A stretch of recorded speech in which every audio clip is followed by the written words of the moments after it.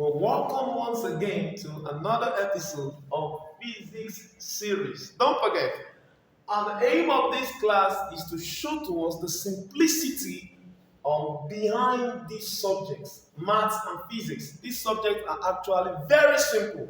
One thing we need to know that when we understand the concepts and the principles behind each topic, it will be very easy for we to solve questions on them. All right, so today we talked about current and voltage in the last class, and today we're looking at another related question. Let's delve into it quickly. All right, two resistors, wow, R1 and R2 are connected in parallel. Wow, connected in parallel. R2 being greater than R1. Then we asked, the combined resistance is what? Is it less than R1, greater than R2? The sum of R1 and R2, the difference of R1 and R2, or greater than R1 but less than R2. Now, there are two ways to solve this kind of question. Now, for a newbie in physics, someone that don't understand this topic, how do we solve it? Now, watch. First of all, we have resistors. All right, resistors. Okay, so what are resistors in physics? Resistors are devices that offer opposition to the flow of current. A measure. Devices that offer opposition to the flow of current in a circuit. All right, now, so we have two resistors connected in parallel. Now, first thing we want to do the resistors connected in parallel. Resistors can be connected either in series or in parallel in a circuit. Okay, you can either be connected in series or parallel in a circuit. Now, these are voltage, a source of current, then R1 and R2 in parallel. Okay, if they are connected in series, we'll have something like this in series. Now, what's the difference between resistors being connected in series and resistors being connected in parallel? Now, connection in series. Now, connection in series, okay? Connection in series will have resistors being connected in series. This is in series, okay? And then we have resistors connected in parallel, okay? So what is the difference? The difference between them is this.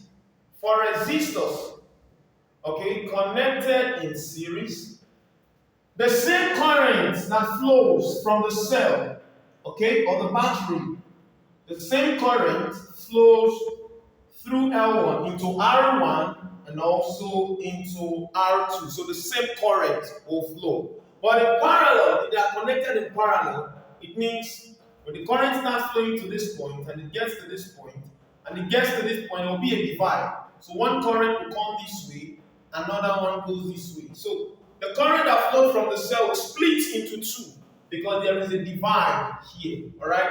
So that's one difference. So for series, the same current will flow through both resistors, but the voltages will be different. The voltage will be different for R1 and also different for R2. But in parallel, different current, when the current gets to this point of divide, alright, to split into two. Some part of it will flow into R1, some part of it will flow into R2. So we are told that two resistors connected in parallel, R2 being greater than R1. Now, the best way to understand this, I always advise students, the best way to solve this question, in place of your variables R1 and R2, use numbers. I always advise them this in physics and in mathematics. If you can work with numbers, the physical ones you can see, then you can work with variables. So I'm going to work with numbers for today's class so that we can get a proper understanding of how to get the answer to this question. So I'll work with numbers. So since we're told, we're given a condition that R2 is greater than R1. Let's take R1 to be 2 ohms. And let's take R2 to be 3 ohms. So we have satisfied that condition. That means for the rest of anything we do, in this question, R1 will maintain 2 ohms and R2 will maintain 3 ohms. Okay, follow me. R1 2 ohms, R2 3 ohms. Now, let's go on. How do we find the total, the combined resistance? For anything in series, the combined resistance is given as R1 plus R2. We just add them normally. So if this is 2 ohms and this is 3 ohms, resistances are measured in ohms. Ohms is the SI unit for resistance. Ohms, given by the man that stated Ohm's law, Simeon Ohms. I told us that in the last class. Alright, so the combined resistance for series will now be R total 2 plus 3, and that will give us 5 ohms. Now, but for parallel, how do we find the combined resistance? We have 1 over R total, and that is what? 1 over 2 plus 1 over 3. If you do our LCM, we'll see that 2 and 3, the LCM is what? 5. Sorry, the LCM is 6, not 2 plus 3, 5. The LCM is 6. 2 and 3, 2 times 3, the LCM is 6. So we have 6. 6 divided 2 is 3. 3 times 1 is 3. 6 divided 3 is 2. 2 times 1, we have 2. And we have 1 over R total equal to 5 over 6.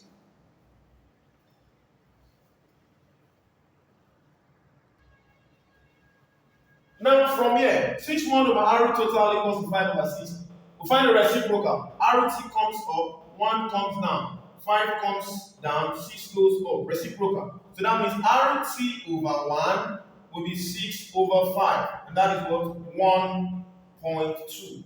We find this calculator, we get 1.2. So the total combined resistances of both of them is what? R total, and that is 1.2 ohms. Now, how do we get our answer to this question? Very simple. So let's check. Anyone will see R1. R1 is what? 2 ohms. And then we see R2. R2 is 3 ohms. Now, let's check our first option. It said the combined resistance is less than R1. Will that be correct? Let's note that down.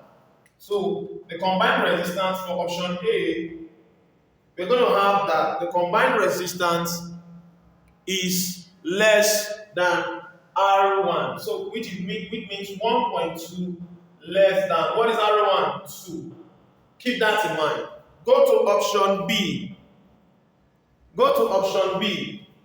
Greater than R2. The combined resistance is greater than R2. What is the combined resistance? 1.2 greater than, what is R2? R2 is 3. Option C.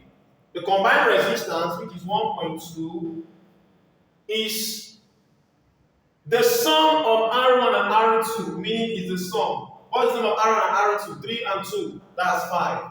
Okay, let's see. Option E. The combined resistance, 1.2, is the difference of R1 and R2. What is the difference of R1 and R2? 3 minus 2, that is 1. And option E, the combined resistance, which is 1.2, is greater than R1, greater than 2, and still 1.2, less than R2, less than 3. So now let's check.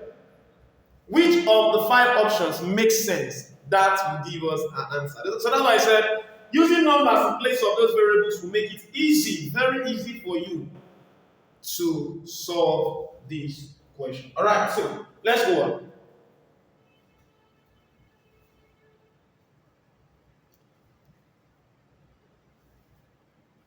Okay, so what do we have? Let's check.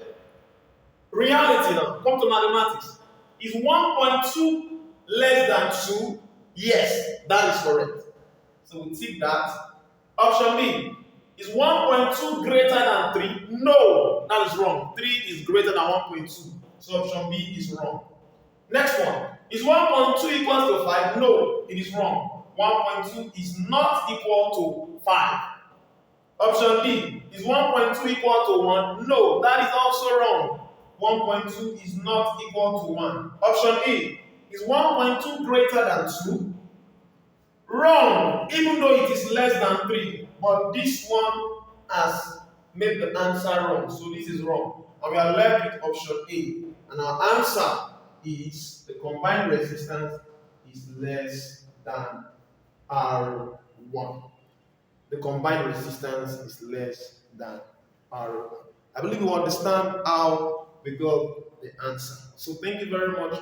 I'll see you in the next class where we'll delve more into electricity. Alright? We'll delve more into electricity, stuff like this that will help students understand this topic very better. Please like and share this video to as many students as possible so that they can see the simplicity of physics. Thank you very much. See you in the next episode.